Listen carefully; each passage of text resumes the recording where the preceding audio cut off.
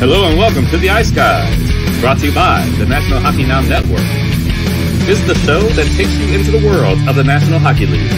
Every game, every day, from a betting perspective. With pro sports handicappers, Ian Cameron, Alex B. Smith, and various guests from the world of hockey and sports betting. And now, here's your host, Ian Cameron. Welcome to the Ice Guys, presented by National Hockey Now. It is Tuesday, January the 10th. Ian Cameron with you as we are ready to break down another Tuesday NHL card. It is a massive slate with 10 games on tap on this Tuesday night. Looking forward to breaking it down. Originally, Matthew Wright, who has been on the show, was on the show just a week or two ago and did a great job. He was expected to be joining me today, but last minute had to pull out, had to reschedule. He's going to be on tomorrow's show instead. This week. So Matthew Wright will be joining me tomorrow on the show. So as a result, it's another solo mission for yours truly here on the Tuesday show, which I never mind doing. It's always fun. Just you and I, basically with the viewers and the listeners, breaking it down here on the NHL slate. So looking forward to breaking that down here. Once again, we got a great slate to talk about. So we're going to have Matthew Wright joining the show tomorrow. And then on Thursday, Alex will be back, and we've got a special guest that I think has the potential to be phenomenal. This guy is a beauty, just from chatting with him back and forth. He's big into football betting, a little bit into hockey betting, but you can tell he's a character. And he played in the NHL briefly, played a lot of years overseas in Europe as well. Jordan Kristanovich is going to be joining us on the show Thursday for the very first time. Talk briefly about his career. Most of it is going to be the NHL slate on Thursday. Jordan will be with us via audio only, though, because he's going to be working at the time. So he said there's no way I could get video for the Ice Guys appearance on Thursday. So it'll be audio only for him on Thursday. But we're going to be doing for the Patreon members, and this is another perk, an incentive, and a reason why you should be a Patreon Ice Guys member. We're going to be doing a bonus video segment with Jordan. We'll be recording that within the next few days, few weeks, and we will be posting that on the Patreon page. It will have video as well, and we will be talking in depth about Jordan's playing days, because he did play for the Colorado Avalanche for a handful of games back in the early 2000s. And who was on the Colorado Avalanche back then? Oh, yeah, certain guy named Joe Sakic, another certain guy named Peter Forsberg. Those names might ring a bell to you if you're a hockey fan. So we were going to obviously hear some great recollections from Jordan from those days. Obviously, some great Colorado Avalanche teams back in those days, no question about that. And just overall, some stories he's got from his career. That's going to be on the Patreon page. And we'll be recording that and posting that within the next few weeks. So that'll be a lot of fun as well. So looking forward to that. Before we get into Tuesday's card, let's briefly look back at last night, just briefly, because we know we got a lot of games to get through today on this Tuesday. We'll start with the Ottawa. Very disappointing from the Ottawa Senators. You get bombed at home by Seattle. You fall behind early against Nashville, and you really never mount to come back. You're pretty much trailing the whole game. Never felt like the Senators were in that hockey game last night, and they end up losing 3-0 at the hands of the Nashville Predators. How about the Flyers? A 4-0 shutout win against the Sabres. And Sabres have this nasty little habit of playing up and playing down to competition. It's good when they play up to the competition because they played their best hockey against Washington and Boston, Minnesota. There's just a bunch of examples this year. Pittsburgh, they played them tough earlier this year. They've gotten some great wins against some great teams, good competition, but they've also been laying eggs and having these clunkers every now and then. Remember when they were on that win streak? What was the one loss? Oh, yeah, Ottawa. Another team that's obviously had their struggles this year. And last night, Buffalo ends up losing 4-0 to the Philadelphia Flyers. We heard Torts was not happy about the game against Toronto. We played the clip from that game, obviously, yesterday with the question that nobody could make any sense of, that even Torts couldn't figure it out. But he wasn't happy about the effort against the Leafs, the defensive job, the defensive lack of it that they had against the Leafs. They certainly rebounded in that department, carried the play. Samuel Ersson was very good in net as well for the Flyers, getting his first ever NHL shutout, and the Flyers get a 4-0 win over the Sabres. Seattle, 4-0 against Montreal. Man, my heart was in my throat with that team total over. Holy fuck, man. They left it right to the last minute and finally put it away, that fourth goal that we needed for that team total to go over, to courtesy of Matty Beniers into the empty net. But 4-0 for the Seattle Kraken. Eeli Tolvanen, I've talked about his props since he's become a Kraken, essentially, and was claimed off waivers by Seattle from the Nashville Predators, and that he's got a point to prove, chip on his shoulder, incentive to play well, showing that, hey, I'm a good hockey player. I'm going to make the most of it here with this Seattle team, and certainly he's done that. He scores again last night for the Kraken and adds an assist as well on the Vince Dunn goal that made it 3-0. So 2 points for Tolvanen. Another good prop option, definitely, to keep an eye on tonight as well, because the Seattle Kraken are back in action once again, and moving forward. He has been very good since joining this team, no question about that. And the LA Kings with a 6-3 win over the Edmonton Oilers last night. More issues defending for the Oilers again. Too many quality chances, too many good looks are given up by this Oilers team against the LA Kings. The over cashes for me there, and that's, what is it now? I believe 12-2 to the over this year for the Edmonton Oilers when their previous game stays under. I mean, it's just been an incredible angle that we've figured out, and we have been riding it, and it came through once again. Edmonton, like I said, they're now 12-2 to the over this year when they're coming off an under in their previous game. Again, not a great night for the defensive core once again for the Oilers. The special teams was the difference in that hockey game. I mean, the Oilers were absolutely putrid with the on the penalty kill. They give up a whopping 4 power play goals. 4 power play goals to the LA Kings last night. And if you're going to give up 4 power play goals in any hockey game, you're not going to win. 9 times out of 10. Certainly we saw that from the Oilers. Horrific on the penalty kill. Meanwhile, their own power play got completely shut down by the LA Kings last night. And yeah, that was truly the difference in the hockey game. It really was a special teams dominant game from the LA Kings. They score 4 power play goals, and they keep that vaunted Edmonton Oilers power play off the scoreboard. So really, it was special teams that made the difference for LA in the victory. I like that we saw some mean spirits, some nastiness, some intensity, some dislike, some hatred, some vitriol between the Oilers and the Kings last night. Obviously, you can tell there's a little rivalry ramping up here with these two teams. They've played each other now twice in the regular season. They're in the same division. They played each other in the playoffs last year, obviously, in the first round. And you can tell when you play each other this many times, eventually it's going to be, I don't like you and you don't like me. And that's what we've got going on right now with the Oilers and the Kings. And refreshing that last night we had 3 fights in this game. 3 fights, not all of them involving tough guys or guys that normally drop the gloves. Philip Deneau doesn't normally drop the gloves. Yes, Puljujärvi doesn't normally drop the gloves. They got into a scrap. Zach Hyman is a very hard-nosed player, but he's not known for fighting all that much, and he doesn't do it very often. He dropped the gloves with Sean Durzi. Again, same thing with Durzi. Durzi doesn't fight very often.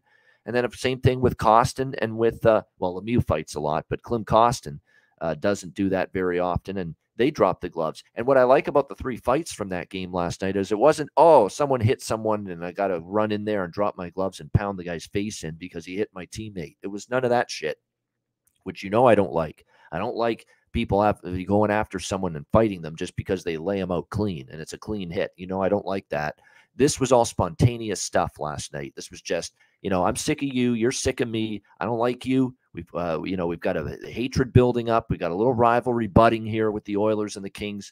And there was spontaneous dropping of the gloves last night in that hockey game. That's definitely what I liked about the situations revolving around those 3 fights, those 3 scraps we saw between the Edmonton Oilers and the LA Kings last night. Very intense hockey game. Good to see it.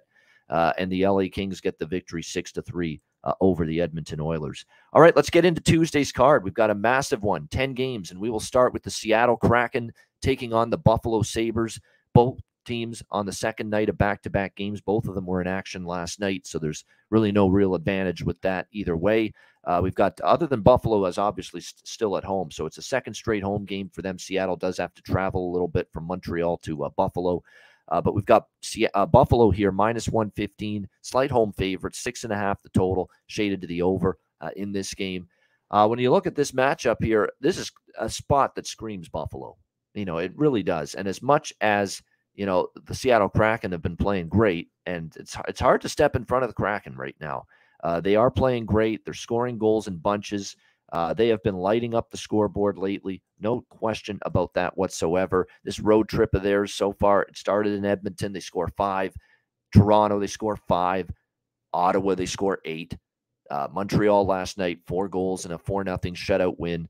They have been just rolling the Seattle Kraken right now. 5 straight wins as well going into this matchup here against Buffalo.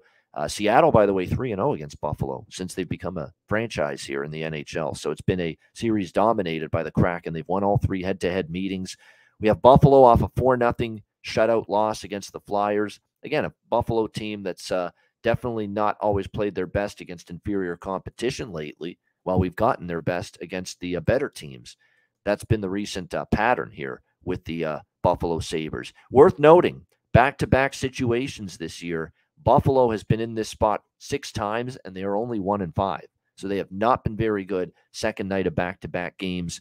Seattle 1-0 on the second night of back-to-back games. So they've only been in this spot once, and they won in that situation. Look, it screams after a shutout loss at home. You're back home the next night. The Sabres, in theory, conceptually, this is a spot where they step up and play better, and I would expect that. And they've actually done well against the West, 6-0. Against the Western Conference this year in their last 6 games, the Buffalo Sabres. So it's a Buffalo spot. For that reason, I'm not betting against Buffalo, but I sure as hell am not going to fade a 5-game win streak team in Seattle, a team that's playing great hockey, a team that's been great on the road, a team that's been better in this situation on the second night of back-to-back games than the Buffalo Sabres have been. So it's a pass for me from a side perspective. Absolutely good points. It's funny, MDR, you're right. I was eyeing a first period, both teams to score in this game. I think it's a great bet because I think Buffalo comes out steaming, flying after getting shut out and, goose-egged by the Philadelphia Flyers last night, which doesn't happen to them very often. In fact, you go back and look at the Sabres results so far this season. I don't believe that prior to last night, they had been shut out in any game. No, they had not. They had been held to 1 goal in some games, but never shut out this season until last night by the Philadelphia Flyers. It is worth noting when it comes to the Sabres, 1 goal or less in the previous game. What have we seen from Buffalo? They scored 1 against Arizona, November 8th. Next game, they score 4. Game goes over the total. Ottawa, they score 1 goal. Next game goes over the total. Toronto, they only scored 2, but this game still went over the total. Score 1 goal against New Jersey in a loss. Next game, Tampa Bay, they score 5. The game goes over the total. At Pittsburgh, they score 1 goal. Next game at LA, 6-0. They score 6 goals. Game stays under, but they scored 6 goals, the Buffalo Sabres, in that game. 1 goal against Ottawa in a loss, and the most recent loss they had. And then in the next game, they score 5 against Washington, and the game goes over the total. So I've got this one going over the total. That's the way I'm playing it. 6.5 here with the Kraken and the Sabres. 2 teams that, again, I trust to find the back of the net here, really, in this one. We've seen that from the Kraken. The Kraken team total overs have been good, but I think Buffalo will get some offense here tonight as well. Kraken team on the second of back-to-back on the road with a little travel. A lot of, the road games are piling up here for the Kraken. This is actually going to be on the road for them. Their 5th game in the last 8 days, I believe. 1, 2, 3, 4, 5, 6, 7, 8. Yeah, 5th game in 8 days on the road for the Seattle Kraken. Very important to point that out. So I don't think this team may be as sharp defensively here as we've seen in some recent games, especially last night. And it's not like Montreal didn't have chances. Jones was solid in net.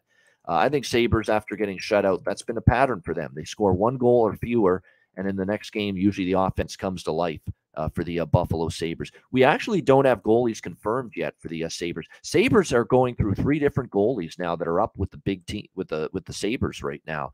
They've obviously got Craig Anderson, Ukko-Pekka Luukkonen, UPL, and they've actually had Eric Comrie as well called up. So I think they kind of at some point now that he's back from injury want to integrate him, but it looks like it's going to be UPL. Not confirmed, but looking like it's going to be UPL here for the Seattle Kraken, because certainly they've got it confirmed right now on, or not confirmed, but Left Wing Lock has him as the likely goaltender for the game tonight for the Buffalo Sabres. And UPL's been pretty solid. But again, this is a Seattle team rolling right now offensively. As far as props go, in addition to liking over the total in this game, I mentioned Eli Tolvanen, Beniers, Sprong. They're the ones that are really undervalued right now for the Kraken. Beniers, not Beniers so much, but Sprong and Tolvanen in particular. They both contributed last night for the Seattle Kraken in that game. I mean, what can you say right now, too, about on the blue line? We've talked about how great Thompson has been. Tuck, Skinner, that line for the Sabres. They've gotten contributions from Cousins, Quinn, Peterka, some of their good young forwards as well on the Sabres. But what Rasmus Dahlin's doing on the blue line this year, it's been special. I mean, 12 goals, 32 assists, 44 points already for Rasmus Dahlin in 37 games from the blue line. More than a point per game player this season for the Buffalo Sabres on the blue line. So definitely his props continue to be worth a look right now. Definitely one of those games where with both of these teams, right, with the way they're scoring, prior to last night, Buffalo was scoring. I expect them to get their offensive game re-engaged tonight. It's worth it to sprinkle across multiple players because there's been so many players getting in on the act for both teams offensively, Buffalo and also similarly Seattle. And especially, like I said, Tolvanen and Sprong goes without saying. They're my favorite. Undervalued, under the radar props. Of course, Beniers has been good. Wenberg's been good too. But I think Sprong and Tolvanen right now really got it going for the Seattle Kraken right now. Okay, next up, we've got Vancouver and Pittsburgh. Pittsburgh minus 190, home favorite, 6.5 the total in this game. We've got the Penguins returning home off a road trip. This is a really dicey spot for Pittsburgh because they were on the road for a very long time out west. They went through, the road trip started for them in Boston. Then they went to Vegas. Then they went to Zona. And now they're back home. Actually, they were on the road for essentially a week since including the Winter Classic last week against the Boston Bruins. So they're back home. They finally snapped the 6-game losing streak with a very solid, workmanlike, businesslike 4-1 road victory over the Arizona Coyotes. And they'll be looking to build on that here tonight against the Vancouver Canucks in this game. Canucks, can't withstand prosperity. There's been so many instances where they win a game and they can't build on it. They have that 4-2 win against Colorado, and then they get whacked and ambushed by the Vancouver Canucks, by the Winnipeg Jets, rather, 7-4. Not a very pretty performance defensively.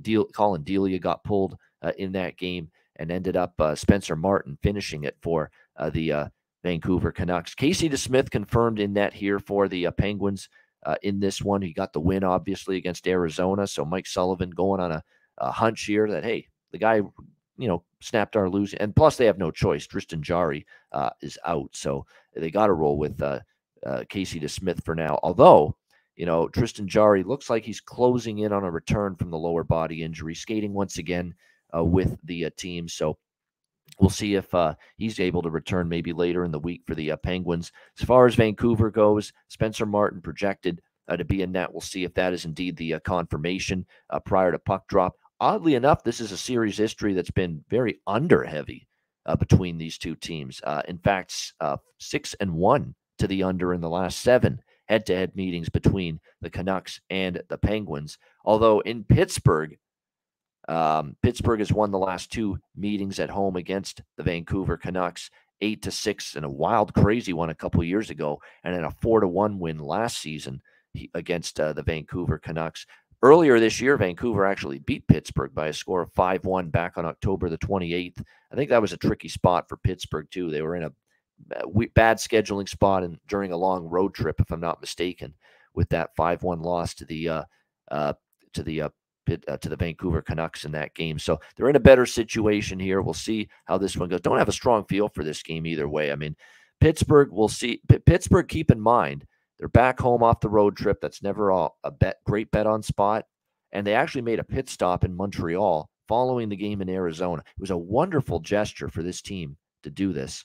It shows you how much they think of him. Chris Letang, that is. They're great veteran defensemen that in a time of great sorrow, great pain, great anguish, obviously losing your father, and they apparently went to Montreal to be there for their teammate, attend the funeral of Chris Letang's father. I mean, just an absolutely terrific show of support, for a guy that's been obviously with the Pittsburgh Penguins for a long period of time. No question about that. So how does it go? I mean, you've basically been through the ringer physically on this road trip, mentally, emotionally. I'm sure, being there for Letang, took a lot of emotion out of them too. What do they have here in this spot? This is one of those games you just actually sit back, you watch, you see how it unfolds, you see how it starts. Because I could see Pittsburgh totally laying an egg tonight, and Vancouver's live in this game, or Pittsburgh is just, they're bolstered by getting that big win, snapping the losing streak against Arizona. Play hard, play with the great intensity tonight, and especially coming off the fact that, Chris Letang's dad passed away. They're at the funeral. They want to support him. No question about that. And they come back home here to Pittsburgh and they bury, obviously, a very, no pun, that's a bad choice of words. My bad there. Really bad. Pittsburgh comes back home and they take care of business here against the Vancouver Canucks here, snapping that losing streak against Arizona, getting the positive vibes going again. So this is a great live betting game. If this was a betcast, it would be the ultimate live betting game. You want to see how Pittsburgh looks early in the game. Are they locked in? Are they focused? They playing well? They're playing with the puck. They're, got the forecheck going against that Vancouver defense, which stinks. Anybody that's working hard, cycling the puck and, winning their battles for loose pucks can do significant damage against Vancouver, as most teams have done all season long. So definitely a situation where, and Letang obviously not playing tonight. No question about that, Slats. He's obviously, they're going to let him process and things and, grieve over the loss of his dad. And I'm sure they'll allow him to join the team whenever he's ready. So this is just right now, it's going to be a pass for me, honestly, Vink. And I don't do that very often, as you know, but it's going to be one of those games where I'm going to wait it out and we're going to see how things unfold early in the game. Let's see how Pittsburgh looks. If Pittsburgh's on their toes and ready and taking the play to Vancouver, I might jump on a live first period puck line with the Pittsburgh Penguins. That's my strategy when it comes to this game tonight. All right, next up, we've got New Jersey and Carolina. Carolina minus 145, home favorite, 6 the total in this game. So Carolina's in one of those weird zones right now where their play has not fallen. Okay, it really hasn't. The loss to the Rangers, I don't think it was one of their better defensive games. They gave up 30 shots. I thought the Rangers did outplay them in that game where that 11-game win streak for Carolina got snapped. The 2 games after that against Nashville and Columbus, they lose both of those. So this is now a 3-game losing streak for Carolina. Let's not act like they played horrible in those 2 games. I mean, it looks bad, right? You lose at home to Nashville, and even worse, you lose to Columbus 4-3 in a shootout. But they outshot those 2 teams by a combined 109-42.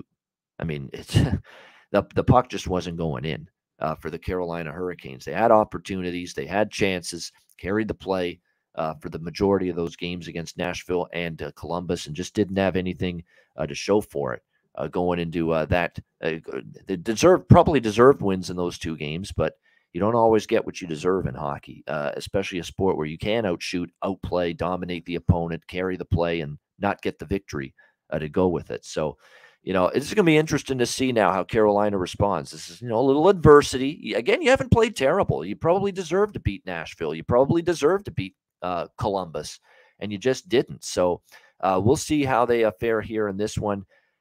New Jersey, I'll tell you what, they're very good on the road. They're 14-3 on the road. We're looking for signs of life from this team. And, they're starting to come out of the doldrums a little bit. That was a great, resilient showing by the Devils Saturday afternoon against the Rangers. They got behind 2-0. They make it 2-1. Rangers go ahead 3-1. And then in the third period, I thought the Devils really were just that, put their head down and say, we're not losing this game. We're coming back and we're winning. I like the resolve That's good for a team where you think maybe a little mentally fragile right now during this really tough stretch that they've had over the last month. I think definitely New Jersey gets, a little bit of a boost from coming back, beating the Rangers the way they did, 4-3 in overtime. I haven't pulled the trigger on this game yet. I'm leaning to the Devils. I am here as a road underdog in this game at plus 120. We'll have to see who's in net for the Hurricanes. It looks like Stefan Nason's the one key injury for Carolina right now. And he's played well for them. He's got a lower body injury, and he's a game-time decision right now for the New Jersey Devils, for the Carolina Hurricanes. Palat, of course, has come back in the lineup for the Devils the last couple of games. Hasn't had a point yet, but looked a little bit better. Again, he hadn't played since October. He had a groin injury. So it's going to take him probably a few games to get going here a little bit. But right now, Carolina minus 140 here. And New Jersey, if you look at the series history, Carolina's won 5 straight, but 5-4 in a shootout. I was on Carolina in that game just 9 days ago in New Jersey, and Carolina kept scoring and New Jersey kept answering, and it ended up being a 5-4 shootout win there for the Hurricanes. Again, I haven't decided yet what I'm doing here, but I do lean a little to New Jersey at plus 125. Again, I'm waiting to see goalie confirmations here in this one before going ahead with a wager in it. Carolina is just in one of those zones right now. Puck's not going in. Puck luck will turn eventually. Will it turn tonight's the question. Vanacek expected to be the starting goalie tonight for the Devils. Not confirmed. It should be the young kid, Pyotr Kochetkov here for the Hurricanes, who suddenly the last 2 games come back down to earth a little bit here for Carolina. He gave up 4 goals against the Rangers in a loss, and then he gave up another 4 goals against the Nashville Predators in a loss. So Devils is the lean for me right now, plus 125. I mean, and plus they were right there with Carolina when they played them 9 days ago, and New Jersey was still in horrible form back then. They got a little confidence now. Yeah, Jack Hughes anytime goal, as Terry in our chat says. I mean, you could say that's a good bet every game and not look like a total idiot right now. I mean, he's just been ridiculous, Jack Hughes, what he's doing. And don't count him out of the Rocket Richard race either. He could still get himself into that mix. 26 goals now, 49 points for Hughes in 40 games. Just been fantastic. Look at what he's done just the last 5 games alone. He has a whopping 8 goals, and it looks like 2, 4, 6, 9, 10 points in the last 5 games. 8 goals, 10 points in the last 5 games here for Jack Hughes. So he's just been terrific for the Devils. And again, I'm not going to say to anybody, goal prop, point props for him right now. Don't bet him because definitely Jack Hughes has been just carrying things literally here for the Devils this season. All right, Minnesota Wild, New York Rangers. We've got the Rangers minus 140, home favorites here, 6 being the total, shaded to the under in this game. New York Rangers, again, they've been off since that aforementioned game against the New Jersey Devils. Tough one to lose for them. They were up 3-1, third period. Devils tie it, and then they win in overtime 4-3 over the Rangers. Now they will be returning home to Madison Square Garden, looking to bounce back here following that 4-3 loss to the Devils. Minnesota in bounce-back mode as well. They've lost 2 straight back-to-back games over the weekend. That crazy Wild, no pun intended, crazy exciting game between the Wild and the Sabres on Saturday night, 6-5. It ended up being for the Minnesota or for the Buffalo Sabres in that game. Back and forth it went. And then a 3-0 shutout loss to the St. Louis Blues. Although, Thomas Greiss was really good. I mean, Minnesota, especially in the third period when they were down 1-0, they poured it on big time in that game for the Minnesota Wild. So, and Thomas Greiss stood tall, and the Blues still ended up getting the victory, and they ended up winning 3-0. So, no question. You look at this game here against the New York Rangers. Certainly the Wild, they'd want to snap the losing streak. No question about that. It's one of those games where you got 2 teams that have been, for the most part, pretty good recently. They've had a few, hiccups here and there. Minnesota's lost 2 in a row. The Rangers were red hot, but now that suddenly they're only 3-3 in their last 6 games, 500 hockey during that stretch. You'd expect both teams to play pretty well here tonight, both off losses. It is worth noting, Minnesota got hammered by the Rangers back on October the 13th, 7-3 in that game. Game ended up flying over the total. And, you know, you look at it from a Marc-Andre Fleury standpoint, he gave up 7 goals in that game against the Rangers. It was ugly for him. Remember, early in the season, very early in the season, we're talking like the first week or two of the regular season, and Marc-Andre Fleury and that whole Minnesota team defensively was a mess. You know, they were definitely not playing well in their own zone. They weren't getting saves from Fleury at that time. No question about that. What's Fleury going to be like tonight? He's back from his personal leave. He was lit up by Buffalo. He stormed off the ice. Apparently, he had a little bit of a spaz session in the dressing room after that loss to the Sabres Saturday night. That's the last time we saw him, obviously, in net. How does he bounce back from that? He's a resilient guy. That's the one thing you got to give Fleury, is that usually, you know, I trust him to actually be pretty good tonight, honestly. For a guy that's had his ups and downs, like, his numbers are okay. They're not great. 2.94 goals against, 901 save percentage on the season. But, you know, usually in these times of strife for Marc-Andre Fleury, and then he comes back from whatever he's dealing with, injury, whatever the case may be, oftentimes he's got the right mental attitude, that he's not rattled. You know, he's got a chance to come back and be strong here for the Minnesota Wild tonight in this game. We'll see if he's able to be that for them. We think it'll be Igor Shesterkin in net. I have no reason to doubt that, but it hasn't been confirmed on the Rangers side.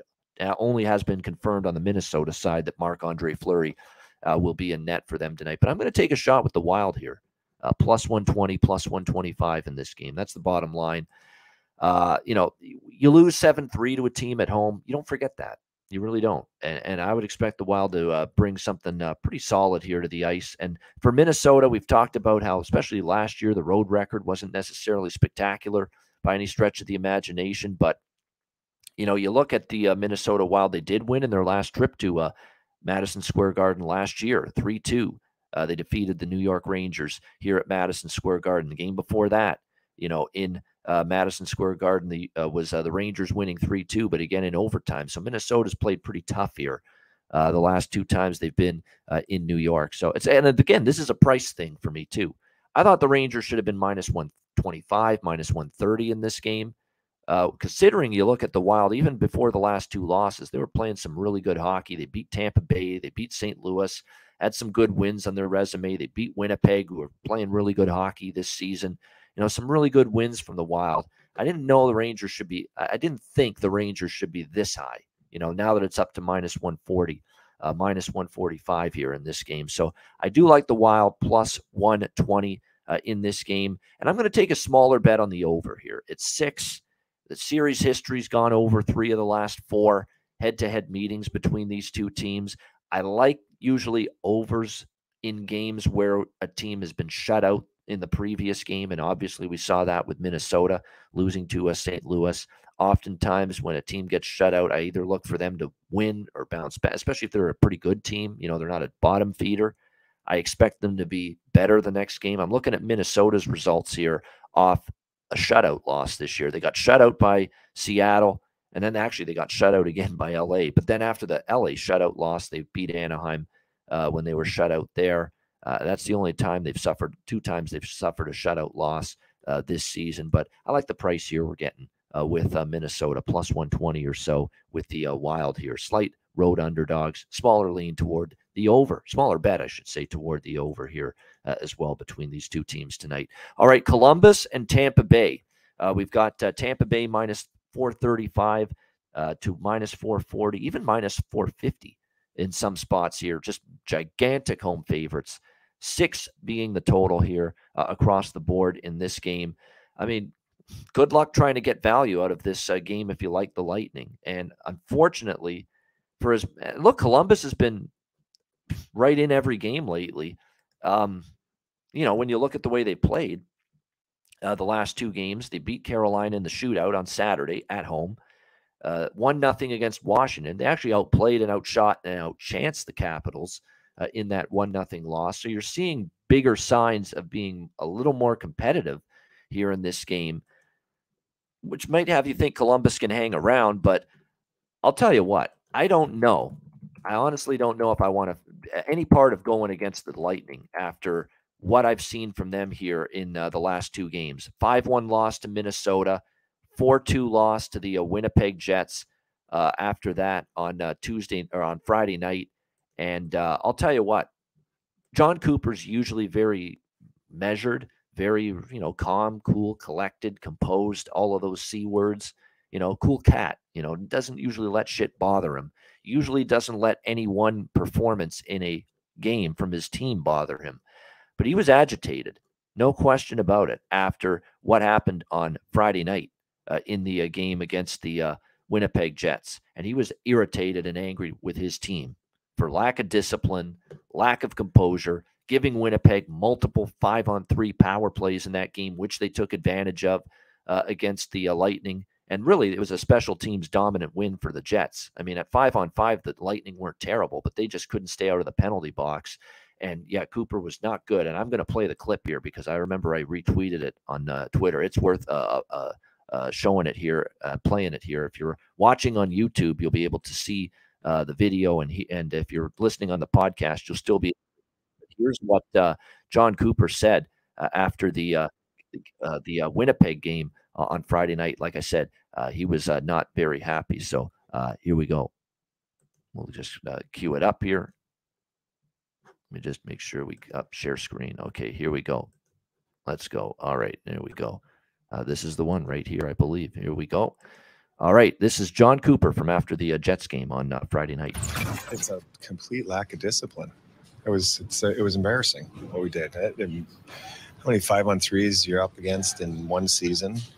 You count on maybe one hand, and we give them like 2.5 5-on-3s in one game. Unacceptable.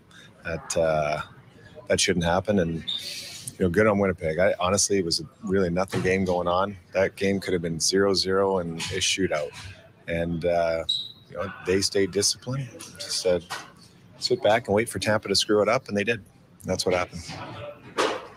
How do you flip that? How do you become more disciplined? Us as coaches going to have to turn that around. Were you expecting a game to be that intense? Honestly, I didn't find that game intense at all. It was, like I said,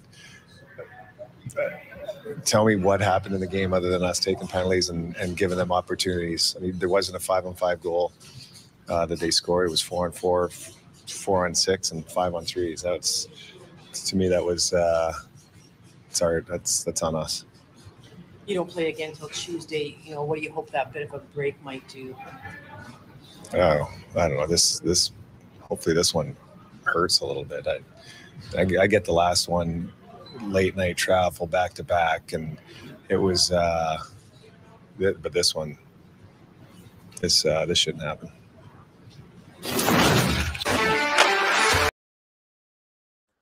There you go. Not very happy there was John Cooper following that debacle in his eyes. A debacle in terms of taking too many penalties, lacking discipline, and you give any team that many power play opportunities, including multiple 5-on-3s, and obviously not very happy is John Cooper after a game like that. So again, they've been off since that Friday night game where John Cooper kind of went off about the lack of discipline from his team after that Winnipeg game. So this is going to be their first game since then. So that's why I point this out. I pointed it out because, yes, Columbus competitive over the weekend, very competitive. I mean, they beat Carolina, a good team, and another pretty solid team in Washington. They lost by a goal, and they outplayed Washington for the majority of that game. I still would not want to be in Tampa Bay's way here tonight in this game. In fact, if you look at this game from I'm going to take them in the first period on the puck line here. We don't normally see minus 110, on a first period puck line, but that's what we get here tonight with the Tampa Bay Lightning here in this game. I think early in the game, they're ready. They're rested. They're certainly rested. They haven't played since Friday. They should be flying out of the gate here and ready to, jump on this Columbus team. I think that's a good way to play it. -0.5, even money, minus 110. First period puck line here on the Tampa Bay Lightning. That I like. That I will bet. And beyond that, team total again, though, and that's always the frustrating part is when you got these massive favorites, and obviously you get 4.5 totals. instead of 3.5. So again, if you're going to play the team total, I suggest, maybe BetMGM is always the book I would suggest for team totals for NHL games, especially because they are the one book that will offer half goal increments. It's not 1.5, it's not 2.5, 3.5, 4.5. They'll give you 2.5, 3, 3.5, 4, 4.5. They'll give you half goal increments for team totals, which I think is fantastic because then you could bet over 4 minus 125 on Tampa Bay's team total here and be able to get the job done. The problem is, too, with the team total route tonight, I could see them, getting an early lead, 1-0, 2-0, 3-0, and then they look to shut it down, and maybe they don't get to 4 goals necessarily, or 5 for that matter. But yeah, Tampa Bay first period puck line, it's just figuring out how you want to go about it, in a game like that. There's just so many different ways you can, peel the layers on a game like this, essentially. And, first period puck line, I think, is about as good as you could do in this game. If you want to get a little creative, like minus 1.5 is minus 160. Do they really stomp Columbus tonight? After that back-to-back losses to end the road trip against Minnesota and Winnipeg, the Winnipeg one, leaving their head coach very angry, very upset. Do you go minus 2.5 plus 110? Do you take it one step further, minus 3.5 plus 265? Couple alternative puck line looks on the Tampa Bay Lightning, that they're not screwing around tonight, that they mean business, that the coach isn't happy, and that all of a sudden here they just pummel this Columbus team into submission tonight. It's not a bad consideration if you're looking for extra value. Some of those alternative puck line shots tonight on the Tampa Bay Lightning, minus 2.5, minus 3.5. The minus 2.5 is plus 110. The minus 3.5, if you think they can win by 4 goals or more, if you really want to get a little creative and gutsy, that one is plus 265. So those are some options. And by the way, I should point out too, with Tampa Bay, they have won 7 of the last 8 head-to-head meetings against Columbus, 7-1 in the last 8 head-to-head meetings. The victories were, I'm just looking to see, the last few, actually, if you look at the last 4 Tampa Bay wins against Columbus, the last 4 Tampa Bay wins against Columbus were 7-2, 4-1, 5-2, and 4-1. So in all 4 Tampa Bay victories, they've won 4 of the last 5 against Columbus. All 4 Tampa Bay victories, they scored at least 4 goals, and they won by at least 3 goals in all 4 games. 4-1, 5-2, 4-1, 7-2. So all 4 of those wins came by at least 3 goals. So I think what I might do is a Tampa minus a half, minus 110 first period. And I think I might get involved with a little minus 2.5 here at plus 110. Again, you get a plus price with it. Each of the last 4 wins for Tampa Bay versus Columbus were by 3 goals or more. Not a bad option. And again, they should be, this should be full 60 minutes of focus, effort. Stay out of the damn penalty box, as their head coach is imploring them to do. Feel the sting of 2 losses in a row. So, again, I'm going to go with that because, again, Columbus, you look at the last 2 games, great job competing. But let's also not forget, they're beaten up to shit, this team still. I mean, credit to them beating Carolina. They got heavily outshot. Keep that in mind. Now, they did outshoot Washington and probably deserved a better fate than losing 1-0. And the goaltending was good. Believe Merzlikins actually was very good. That was one of his best games in a long time against Washington on Sunday. But can he do it again here against a very angry, potentially ornery, angry Tampa team? We'll have to wait and see. His numbers are still awful on the season for Elvis Merzlikins. There's still Gavrikov on the blue line is out. Bean, Blankenberg, and Werenski are still out. So 4 starting defensemen are gone. Voracek IR, Boone Jenner, the captain, IR, Justin Danforth on IR, Igor Shinnikov on IR. It's still a very, very ravaged team. Let's not forget that here with the Columbus Blue Jackets. So definitely Tampa first period puck line, Tampa minus 2.5, plus 110, the alternative puck line. Even Tampa, first period team total, as MDR suggests, is, again, from a value shot standpoint, to really come out and just, put it to Tampa early, or put it to Columbus, I should say, early. And be ready to play. Don't give this team power plays. And because let's be honest, actually, that's how they scored their goals against Carolina when they beat when they beat the Hurricanes on Saturday at home. When Columbus beat Carolina at home, the power play was lighting it up. It's not that they did a whole lot 5-on-5 even strength. I mean, Marchenko had the hat trick for Columbus in that game. And I think all of the goals, at least 2 of them, were on the power play. Well, if Tampa Bay is going to listen to their coach and not take penalties, not have a lack of discipline, be responsible, which they weren't, obviously, against Winnipeg. It's why Cooper was so angry. Then you don't expect Columbus to get those power play opportunities, which is where they made their hay against Carolina when they beat the Hurricanes in that big upset on Saturday afternoon. So, yeah, Tampa Bay first period puck line, Tampa Bay -2.5. And I even think that first period total, I see +170 for a Tampa Bay Lightning first period team total over 1.5. Again, Tampa Bay Lightning first period team total over 1.5 +170. I think that might be worth a sprinkle here. I don't normally go that route very often, especially with bigger favorites, but it's just got everything you're reading and sensing from the Lightning is no screwing around tonight. Business attitude, start to finish. Speaking of business attitude, that's the attitude we try to have here on the Ice Guys show, breaking down every single game. We have gotten through the first half of this Tuesday card. We will be back with the second half of the card right after we hear from Gramco. All right, whether you or your team's game is on the field, screen, racetrack, or the ice, Gramco is for the game. Grown by farmers who spent years developing premium hemp genetics, Gramco provides customers with consistent quality Delta 8 products ready for any occasion. Gramco currently offers numerous Delta 8 products such as vape cartridges, disposable vapes, pre-rolls, gummies, wake and bake coffee, and more. Gramco offers an enjoyable legal high delivered discreetly and directly to you, and is also available at many American retailers as well. Get the best Delta 8 cannabis products on the market shipped quickly and discreetly from Gramco. If you visit www.thegramco.com, use promo code ICEGUYS, you get 25% off of any order, and all orders on the site that are $50 and higher are shipped free with standard shipping. So live elevated with Gramco and check out their wonderful Delta 8 products today.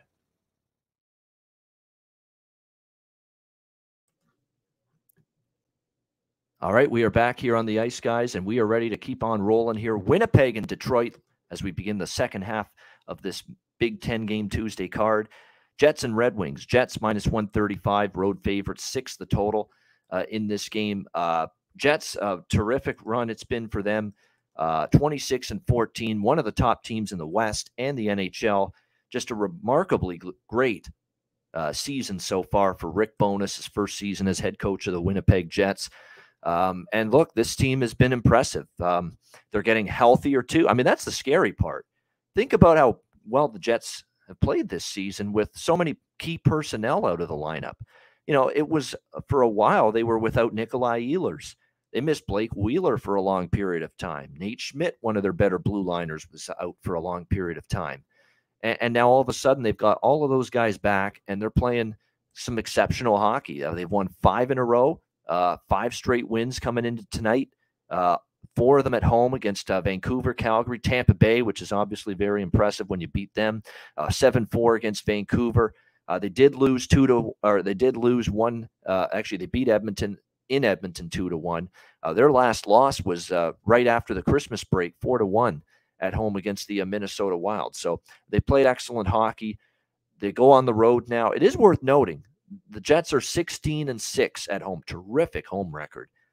10-8 on the road, which is still pretty good for a road record, but it's not, nearly as they're not nearly as lights out, if you will, the Winnipeg Jets away from home.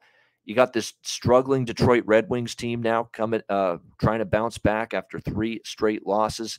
Lost to New Jersey 5-1, 3-2 to Florida, 4-1 to Toronto on Saturday night. So it's been definitely a struggle here for the Red Wings as they try to get their game back on track. Billy Husso will be in net for the Red Wings tonight. Once again, Connor Hellebuck gets the nod for the Winnipeg Jets in this game.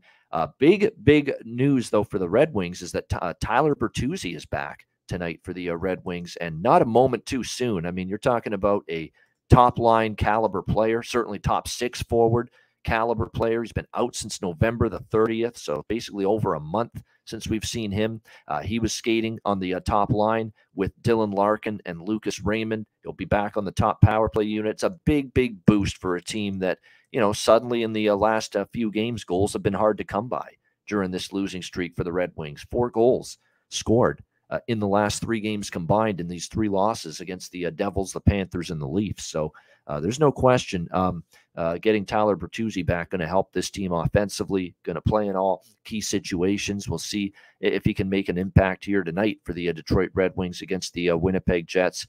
Worth noting here, Detroit has actually beaten the Jets 2 of the last 3 head-to-head meetings. And last year, it was the Jets winning in Detroit, but then Detroit winning in Winnipeg. So the road team won each meeting last year between these 2 teams. Jets have been trending under on the road, worth noting, 6-0 to the under in their last 6 road games. The under is cashed in 5 of the last 6 meetings between these 2 teams.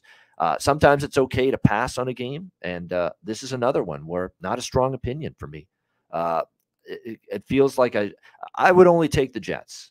I would only take the Jets. They're better than Detroit right now, although the Red Wings are, getting Bertuzzi back.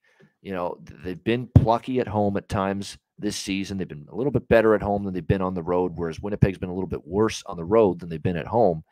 And it's been, pretty close competitive games the last 3 head-to-heads. And just from a Jets standpoint, you have a great homestand there where you win 4 straight home games. Now you go on the road and you play in Detroit, and you got bigger games coming up at Buffalo on Friday night, or on Thursday night rather, and then at Pittsburgh on Friday night. You got bigger games on deck. It's not that utmost, I trust this team to be razor sharp and focused tonight kind of thing for the Jets tonight. So that, plus you're laying $1.35 on the road, and I'm never really loving laying that kind of moderate price, -135 or more on the road, unless I have a damn good reason to. So like I say, I lean Winnipeg for sure. I don't want to step in front of this team. They're playing that well right now. And again, getting healthier, getting everybody back. But it just feels like it's got one of those, in the pit of your stomach, one of those spots where you worry about whether this team's going to have their absolute A game tonight necessarily. And when you look at the lineup, but when you look at this game, it's going to be more of a game that I probably look at a few props more than, like I say, interested in the side or the total necessarily. For the Red Wings, I'm telling you what, Jonathan Berggren, this kid that's only 22 years old, they've put him up the lineup, and he's now got 4 points in the last 6 games for the Red Wings. He scored twice during that span. Keep your eye on him, making more of an impact for the Red Wings. Robbie Fabry scored against Florida, missed the game against the Leafs, but we'll see if the reason he didn't play against Toronto was it was back-to-back. He's recovering from that knee injury, and they didn't want to, they want to manage that early in the year. They don't want him playing back-to-back games. So no question about that. Keep that in mind. For the Winnipeg Jets, certainly, Kyle Connor is a man possessed. Can't stop him right now for the Jets. So every night it seems like he's worth a look in terms of props. I mean, this has just been insanity from Kyle Connor. What has he got? In the last 6 games, this guy has 11 points. I mean, it's just absolutely ridiculous. 5 goals as well in the last 6 games for Kyle Connor. He's been magnificent. Don't look now, but Ehlers needed a game to get under his belt, maybe to get back in the flow, and he got back in the flow against Vancouver. 1 goal, 2 assists, 3 points. And yes, it goes without saying, Josh Morrissey, all-star bound for the first time in his career. Certainly from a points perspective, he's always worth a look, no question about that. So definitely more of a game that I'll be looking at some player props when it comes to Red Wings and Jets. All right, Dallas Stars, New York Islanders. Dallas -115 to -120. Road favorites, 5.5 the total here in this game. We've got the Dallas Stars off a 5-1 home win against the Florida Panthers. Very, very impressive. They will be looking to keep the train rolling tonight against the New York Islanders, who are returning home off a 4-game road trip where they only went 1-3 in very disappointing fashion. So we'll see if the New York Islanders can bounce back from that. This has honestly been, for the most part, at least the last couple of years, the home teams have dominated. Islanders won 2 in a row at home. Dallas has won 3 in a row in Dallas. including earlier this year, a 5-2 win for the Dallas Stars over the New York Islanders. We'll see how they fare in this one. The Islanders have kind of limped offensively the last couple of games. 3 goals scored combined against the Alberta teams in the 2 losses to end that road trip against the Flames and the Oilers. So I think when you look at this spot here for the Islanders, it's more of a focus, especially back here on home ice. Let's get things going a little bit more at the offensive end of the ice. We got kind of shut out toward the end of that trip, and we'll see if they can turn it around here on home ice. And then you look at the Islanders and the way they've been trending from a total standpoint, particularly on home ice. They've actually been a better offensive team at home. You look at some of the recent home games they had. They put up 5 against Pittsburgh right after the Christmas break. They put up 5 against Florida. They scored 3 against the Rangers. And especially in these home games, we've seen the Islanders, obviously do a little bit better job offensively. So keep that in mind. I'm kind of trying to make a case to go over 5.5 here. That's the bottom line. You're talking about a total that's 5.5. It's the only 5.5 really that we see on the board today.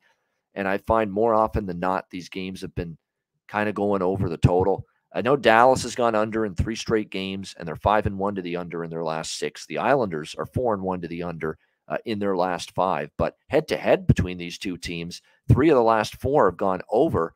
Each of the last 2 here in Long Island have gone over the total with 4-3 and 4-2 final scores in those 2 games. So I think at 5.5, I'm going to bite on over the total in this game. And keep in mind, while these 2 teams I think are more defensive-minded than offensive-minded, the Islanders have had an uptick offensively this year, especially Lane Lambert is not so stringent on the defensive end of the ice compared to Barry Trotz. And Dallas, under Peter DeBoer, they have not played that defense-first attitude as much either, quite as much, going from Rick Bowness to him, as the head coach as well. So, I think you got to look at over 5.5. And then again, you factor in that these 2 teams have gone over 3 of the last 4 times they've played each other, including 2 in a row here on the island. For me, I'm going to go 5.5 here over between the Stars and the Islanders. Again, you're talking minus 110 as well at Bet Online as far as this total goes. Ottinger and Sorokin, by the way, the confirmed goalies here in this matchup between these 2 teams. All right, Calgary and St. Louis. We've got Calgary minus 170, road favorites, 6 the total in this game. Calgary losing the first game of the road trip to Chicago. Disappointing. Daryl Sutter not happy after that game either. For the let me see if we can get some. We're going to try to do this because I don't think we'll get in trouble from the YouTube moderators for it, but I believe we've got some Sutter sound as well from that loss after the Chicago game. Not thrilled was he about the performance of his team. Really called out the young players too, which is kind of weird. Not thrilled about Markstrom, his performance, and that's been Markstrom's season so far. He was just so good, against the New York Islanders. The game before that, at the end of the homestand, they won 4-1. Markstrom was, I think, one of his better games of the year, and he follows it up with probably one of his more poor games of the year, in that 4-3 loss against the Chicago Blackhawks. So, it's been frustrating to see this. No question about that from Calgary. Now, bounce back spot for sure. We'll see if they're able to do that here in this game. Here we go. Yes, we'll bring this up on the screen right now. I think we've got it. Yes, we do. Here we go. Let's get some Daryl Sutter sound right here, talking after the disappointing loss against Chicago Sunday night. Take 1 penalty, score 2 power play goals, only give up a handful of shots, should win the game. Why do you think you didn't? Because they scored a goal in overtime, make it 4-3. You make the goalie change at that point. I mean, Oh, wow, the response after that, obviously. Well, Jonathan scored right away, so I made it 3-2. But you're still it's hard to score 4 goals and win hockey games. I got to rewind that. I got to hear that one again. It was just so funny. Take 1 penalty, score 2 power play goals, only give up a handful of shots, should win the game. Listen to this. Why do you think you didn't? Because they scored a goal in overtime, make it 4-3. You make the goalie change at that point. Classic Sutter. Like the response after that, obviously. Well, Jonathan scored right away, so I made it 3-2. But you're still it's hard to score 4 goals and win hockey games. as this game goes along, I mean, are you happy with the way the third period goes? I mean, not find a goal, but just You know what? We got to take the point.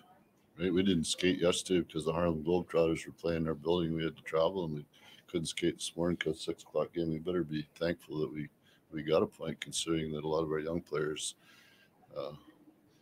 didn't show up. Lack of preparation. We got taken by the hand, some of these guys. Is that just a learning curve? I've been in the league for 1 to 6 years, some of them. So is that just a lack of preparation? The goalie change made the spark the team, or was it? No, their goaltender was out playing ours at that time. It was evident on the scoreboard. Shot clock.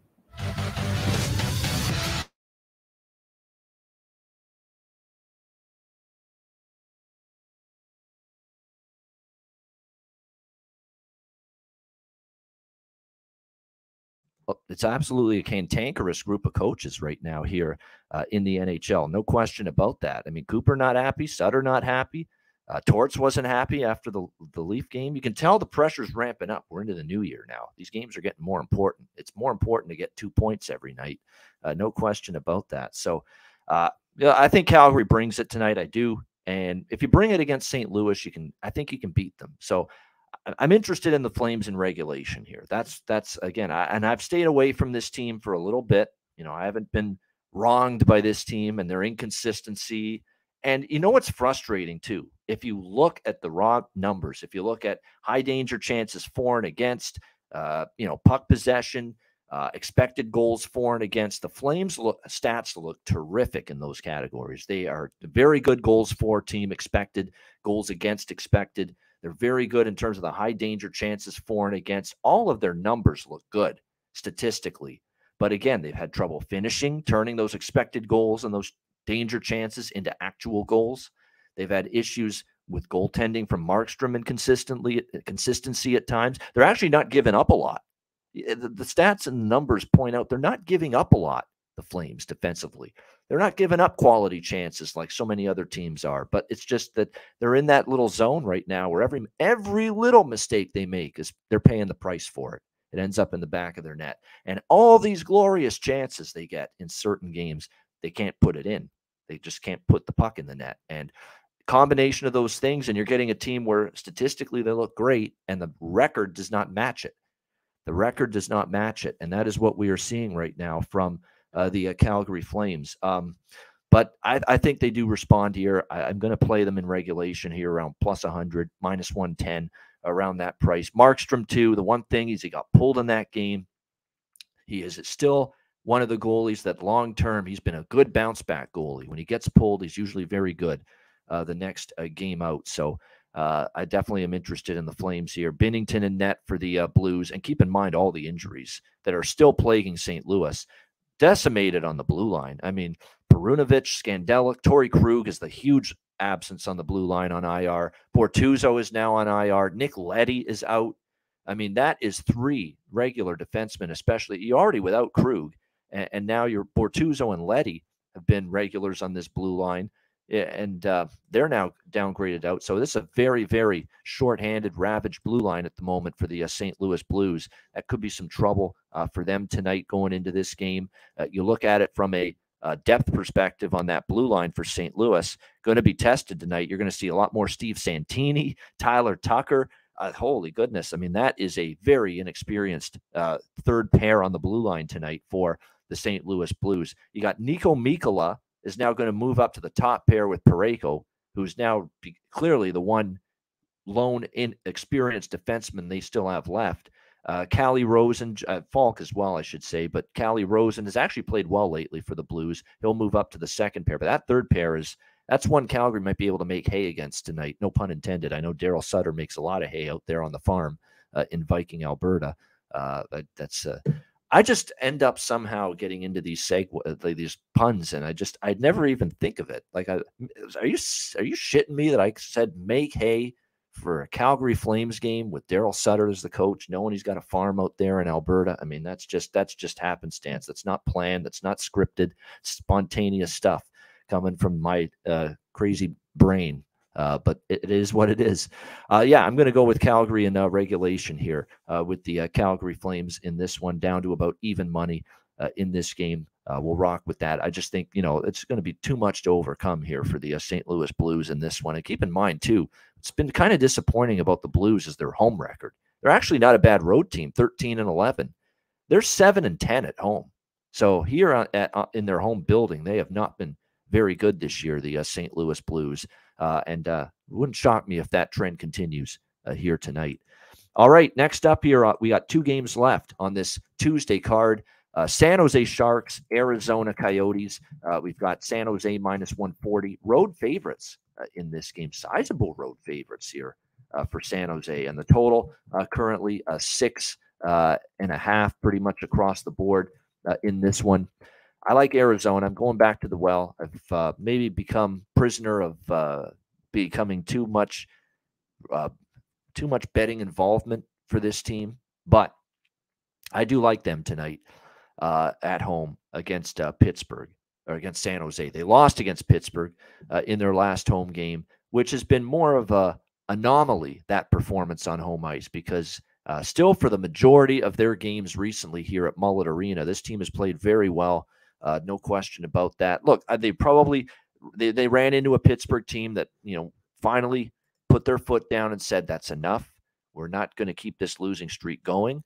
And the Penguins took care of business with that 4-1 win over the Coyotes. 5 straight, that's 5 straight losses now for Arizona with that loss. But the other 4 losses were all on that road trip against Chicago, Philly, Florida, and Tampa. Let's keep in mind that this team is still 3-1 in their last 4 home games, and they've beaten quality teams here at Mullet Arena. They beat Toronto at home. They beat Colorado at home. They beat LA at home. They lost in overtime to Montreal. They were played Buffalo pretty tough at home. They had wins against the Bruins and the Islanders at home when they first got back to Mullet Arena following that month-long journey on the road. So no question about it. I think the Coyotes bring it strong here tonight. The one thing that I was pissed beyond belief about is that I didn't split it up like I normally have been doing with Arizona at home. More often than not, I've been taking the first period money line and the full game money line. I just only went full game money line against Pittsburgh, and I actually paid the price for it, because if I had gone the split route again, I actually would have cashed with Arizona in the first period against Pittsburgh, because they led that game 1-0 after the first period. So that's what I'm going to do here. Back to the split between the first period and the full game money line here with Arizona. First period money lines around +110, and full game money line around +120 to +125 here with the Arizona Coyotes. Bounce back spot for them. Home ice has still been pretty solid for them more often than not lately. And as for the San Jose Sharks, I mean, they continue to just struggle for the most part. 2-8 their last 10 games, back-to-back losses against Anaheim and Boston in their last 2 games. In fact, they're only 1-5 in their last 6 games, and the only victory was against Chicago. So it really has been a big-time struggle here for the San Jose Sharks, and defending continues to be a problem for San Jose. Other than that win against Chicago, they've not kept the puck out of the net. Since the Christmas break, 6 goals to Vancouver, 4 goals allowed to Philly, 5 to Dallas, 5 to Anaheim, 4 to Boston. Only that Chicago win was the only one since the Christmas break where the San Jose Sharks have held their opponent to below 4 goals.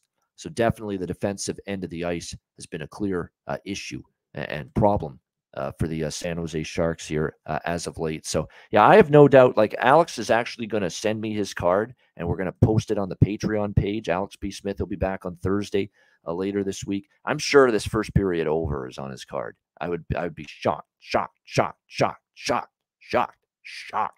if the first period over is not part of Alex's NHL card tonight in this game. I think he will definitely be looking at that as a bet in this one. And I like the over a little bit as well. The full game over, I mean, in this game. 6.5 here, shaded to the under. Been talking about these Shark games going over the total. Just 8-0-1. Yeah, 8-0-1 to the over in the last 9 games for the San Jose Sharks. And if you actually look at series history, Coyotes versus Sharks, 6 1-1 to the over in the last 8 head-to-head meetings between these two teams. So Arizona first period money line and full game money line split for me, and also over 6.5 here with Sharks and Coyotes. Just quickly on some props, Barabanov, I've been talking about him for San Jose, probably worth a look. He's on the top power play unit now, a little undervalued, no question about that. And getting more ice time, top line role. As far as the Coyotes are concerned, Nick Bukestad's been stepping up. Dylan Guenther, by the way, back with the Coyotes now, back with Arizona. Second game back. He returned against Pittsburgh, but I think undervalued too, because this guy had 11 points before he joined Canada at the World Junior Hockey Championship. So a couple of good prop looks for the Coyotes as well in this game. I think someone else I would look potentially towards here, Jack McBain's actually at home been a little bit better offensively lately. They've moved Nick Schmaltz down to the third line, which is pretty weird because he's been so consistent offensively, but I still think Nick Schmaltz is always worth a consideration right now with the Arizona Coyotes with their player props. So a good game maybe to sprinkle on some props there. All right, last game of this Tuesday card. It is the Florida Panthers taking on the Colorado Avalanche. We've got Colorado minus 130 home favorites. The total in this game currently 6, shaded to the over in this game. What's absolutely hilarious about this matchup is that these two teams were battling each other for the President's Trophy last season, a President's Trophy that ended up being won by the Florida Panthers, of course. And now neither of these teams as of today are in a playoff spot. Think about that. Both of these teams neck and neck, battling all season for the President's Trophy last year. Two of the best teams in the NHL during the regular season a year ago. Spectacular regular seasons, both of them. And as of January 10th, 2023, this season, neither one is in a playoff spot. Just incredible how different this season has been for both teams. Now, for Florida, the issue has been this team sucks right now. I think that's been look, they have had some injuries, but I'm not excusing Florida for what they've gone through. They have not been good. They have not been consistent, and they continue to be that way.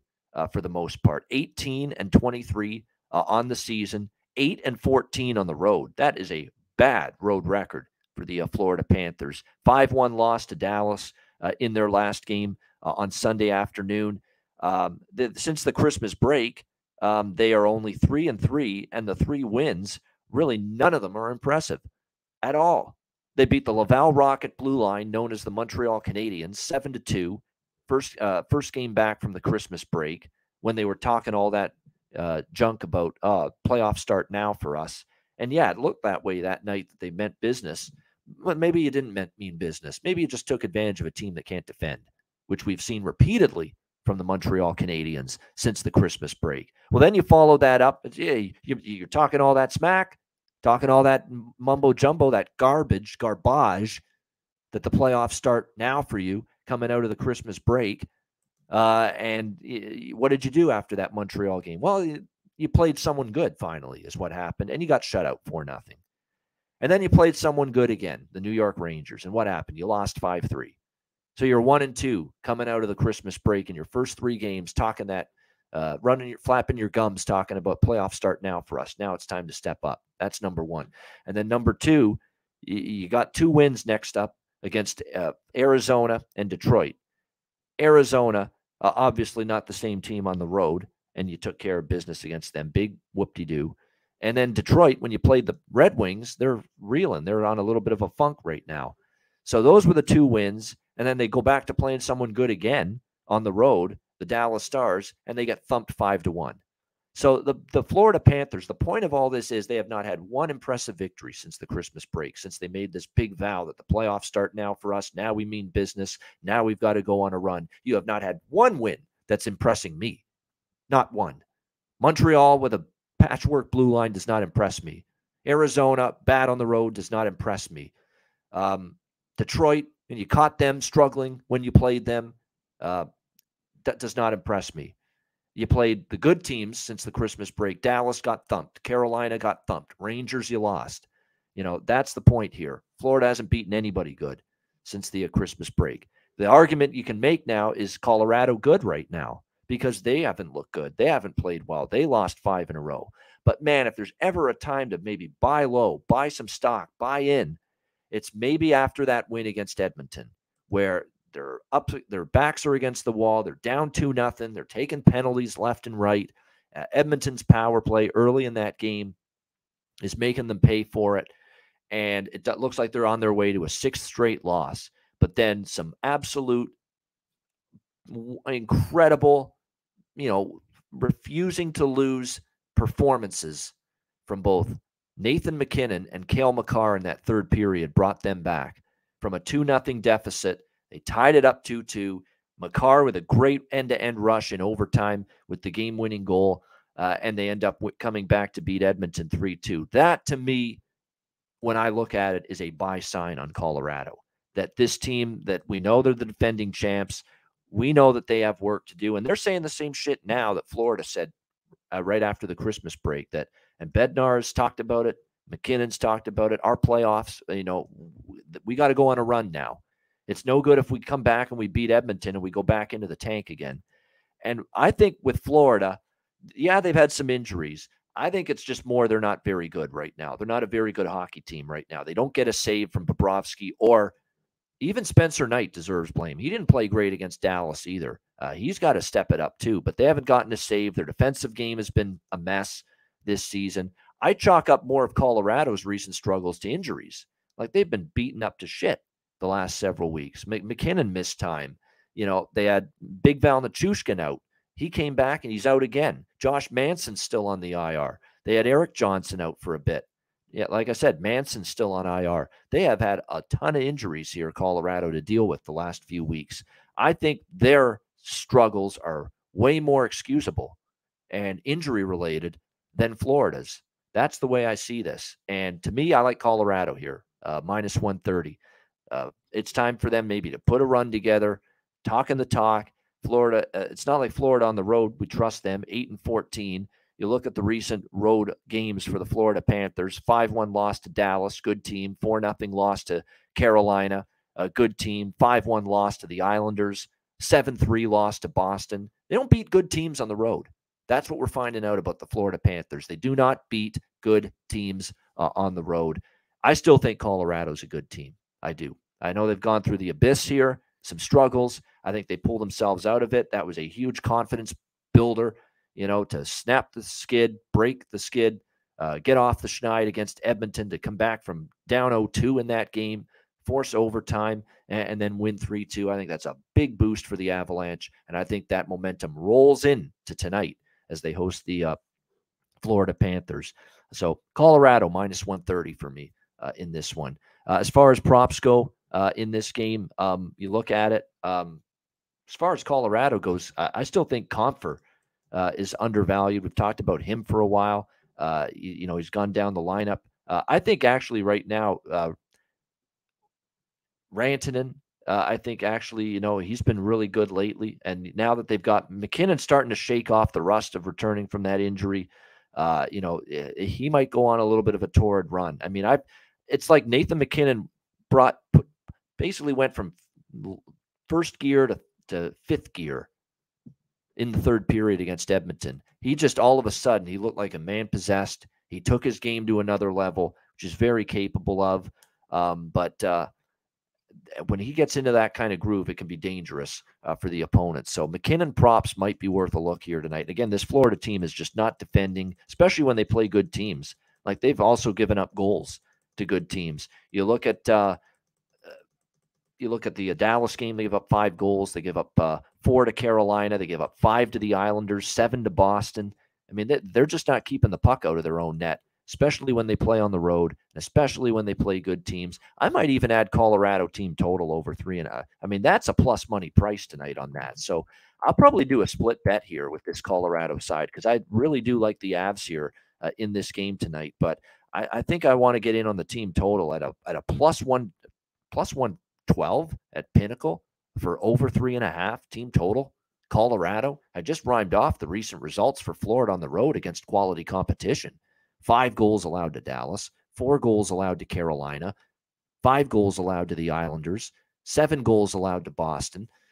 They have been giving up 4+ to every good team on the road that they have played lately. So I think Colorado can get to 4 goals here tonight. Over 3.5 plus 112 is a great price, great number either way. And I also like Colorado money line here, minus 130 tonight at home. All right, great stuff. That is the Tuesday NHL card. Massive slate, 10 games. Hope you enjoyed the analysis. I don't mind doing the solo shows. Don't cry for me, Argentina, if you will. Don't have pity for me. I love doing the shows on my own. It's a lot of fun, although I like them more when, Alex is with me. I do. But I never mind doing the show solo. We will not be alone tomorrow. Matt Wright will join us on the show tomorrow, 2 p.m. Eastern. He made his Ice Guys debut a couple weeks ago. Did a great job. We're getting him back on the show tomorrow. We'll ask him how it was attending the World Junior Hockey Championship in Halifax. He went to a bunch of the games in Halifax at the World Junior Hockey Championship. So that will be a lot of fun. We'll ask him what he thought, seeing Connor Bedard and the absolute wizardry and domination he inflicted on that tournament, seeing that live and in person. So we'll get Matt Wright's thoughts on that tomorrow. Looking forward to that. Best bets to wrap up the show in a second. Reminder, patreon.com/Ice Guys. It's just $10 per month. It's got the daily Ice Guys show betting card. Plays from me, Alex, every single day posted on the Patreon page. As well, we've got goalie charts, totals charts, power ratings, and more bonus content as well. We did Jay Rosehill video content months ago. We're going to have Jordan Kristanovich on Thursday. We're going to be doing some bonus video content for the Patreon Ice Guys page with him as well. So tons of incentives to sign up at patreon.com/Ice Guys, just $10 a month. Best bet to wrap up the show coming right up, right after we hear from Manscaped. Support for the Ice Guys is brought to you by Manscaped, our good friends at Manscaped, who are the best in men's below-the-waist grooming. Their products are precision-engineered tools for your family jewels. Manscaped's Performance Package, the ultimate men's hygiene bundle. Join over 7 million men worldwide who trust Manscaped with this exclusive offer for you, courtesy of the Ice Guys. Get 20% off of any purchase and free worldwide shipping with the promo code Ice Guys. That's promo code Ice Guys, all one word, ICEGUYS at manscaped.com. If my math is correct, that's about 400 million balls that you can help preserve with manscaped.com using the promo code Ice Guys. You get the Performance Package 4.0. It is a game changer. The Lawnmower 4.0. It takes care of this, among other things. It'll keep you trim as can be.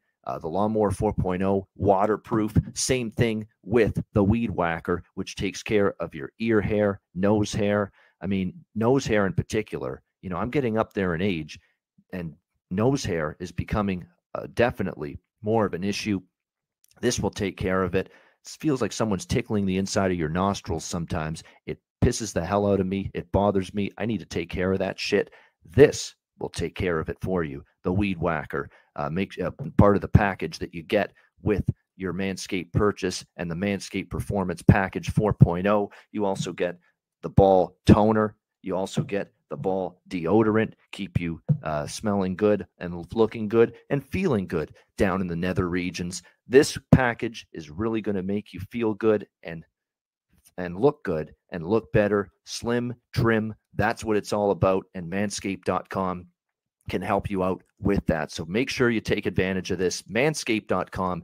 Get 20% off and free shipping with the promo code Ice Guys at manscaped.com. That's 20% off with free shipping at manscaped.com, and use the promo code Ice Guys. Unlock your confidence and always use the right tools for the job with Manscaped.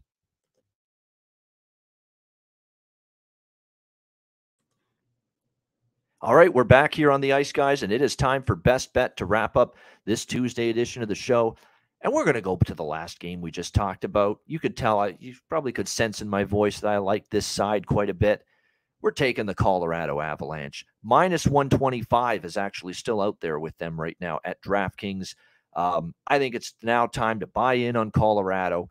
They've gone through their tough times. They've survived, the majority of their injuries. They've still got a few, but they're getting much healthier, and that was a big-time confidence boost to come back, beat Edmonton, snap the losing streak, and I think it's momentum that carries through to tonight against this struggling reeling Florida team that just cannot beat anybody good. I'm sorry, you're not playing the Laval Rocket, Montreal Canadiens defense tonight. You're not playing the Arizona Coyotes tonight. No, you're playing a hockey team that I think has their best hockey still in front of them here tonight in this game and moving forward. Colorado's gone through their little rough patch. This is a better team than their record shows. Once they get healthy, look out. They know that they can't mess around. They've got to start putting wins on the board because the Western Conference is going to be a beast to make the playoffs this year. Can't leave anything for chance. Colorado builds off the comeback against Edmonton and gets it done tonight. -125. Colorado Avalanche. That's going to be my best bet here for this Tuesday NHL card. And that'll wrap up this edition of the Ice Guys. Thanks to everyone in the chat for joining us. Hit the like button on the way out. We appreciate it very much. A reminder, the Ice Guys is live 7 days a week, Monday to Friday, 2 p.m. Eastern, Saturday and Sunday, noon Eastern. If you can't watch the show live, download the Ice Guys podcast in audio form on all major podcast platforms, Google Podcasts, Apple Podcasts, Spotify, Stitcher, iHeartRadio, Amazon Music, and more. Download the Ice Guys podcast when you can't watch the show live. I'm Ian Cameron. Have a great Tuesday night. Enjoy the games and good luck. And we will talk to you again tomorrow on Wednesday. Myself and Matthew Wright will be with you for the Wednesday edition of the Ice Guys presented by National Hockey Now.